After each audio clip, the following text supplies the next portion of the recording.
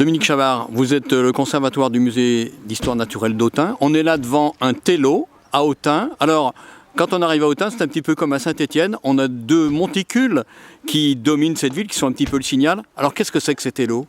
Les télos sont tout simplement deux crassiers. Ces deux crassiers qui correspondent au dépôt du déchet d'une activité du bassin d'Autun, qui est l'activité schistière.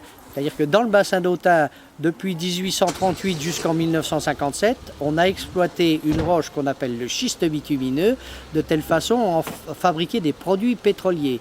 C'est ici à Autun que pour la première fois au monde, on a fabriqué des produits pétroliers. Et l'usine qui est ici, qui est l'usine des télos, de la société minière des schistes bitumineux, eh bien, a produit l'essentiel du matériel pétrolier, des produits pétroliers que l'on avait dans la région. Alors on est sur une friche industrielle, on est sur un patrimoine industriel, mais on est aussi sur un patrimoine naturel parce que je crois que la biodiversité est grande.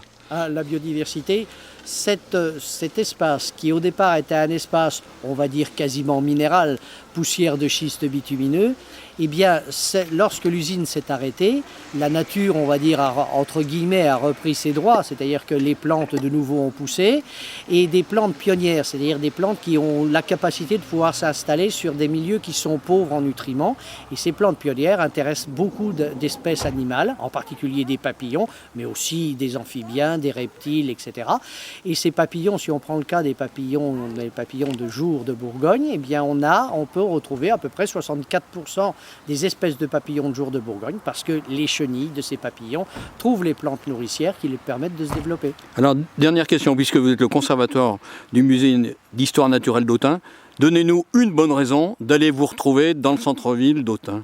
Eh bien, tout simplement parce que vous avez un magnifique muséum d'histoire naturelle à Autun qui représente toute l'histoire de cette filière schistière, l'histoire géologique de la région et puis des magnifiques oiseaux qui sont dans la région parce que le bassin d'Autun est aussi un axe de migration pour ces oiseaux-là et de magnifiques minéraux qui proviennent du Morvan qui a permis l'exploitation de la fluorine, un produit qui servait dans la fabrication de l'acier et de l'aluminium.